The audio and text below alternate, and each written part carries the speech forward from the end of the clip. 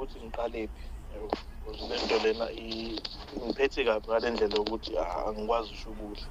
Ukuthi ngampela ngifike ngenze yonke lento engikwenzele yona nengiyenzile ngiyenzela nakini ngizama ukujabulisa njengomuntu wami.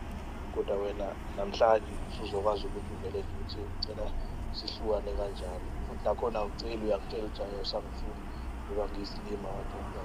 But-ke ngifisa ukwazi ukuthi ngicela nginezele enye ithuba ngizophinde futhi ngikukhombise bekade ngiyenzile.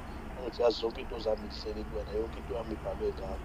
Kodwa ngicela ukuthi ungenzi kanjena mfethu, ngiyacela.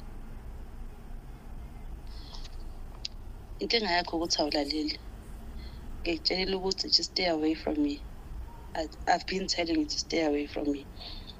Ukuthi wenze into eyenzile, angizange ngize ngikucela. Wakwenza ngenhliziyo yakhe emhlophe.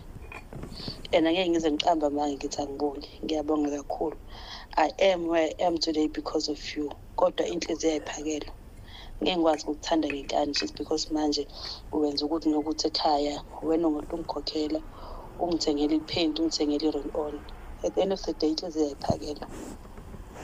Ngicela ukuthi u-accept nje ukuthi angeke sakwazi ukuba ndawonye. Ngeke size sakwazi.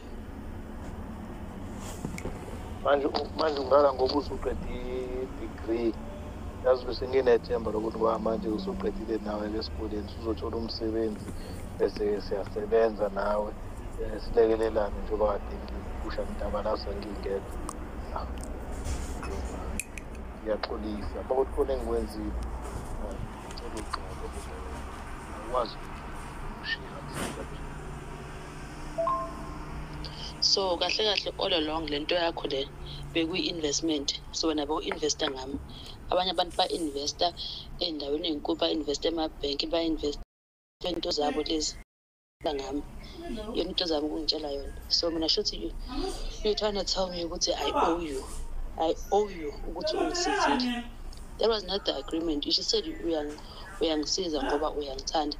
And nami bengisakuthanda at that time. That's why ngikwamukelile usizo lakho. If bengingekuthandi bengeke ngize ngizindamukele.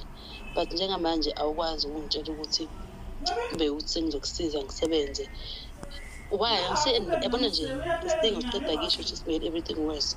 Mina bengi-investment yakho all along. I did wake up semhlabeni.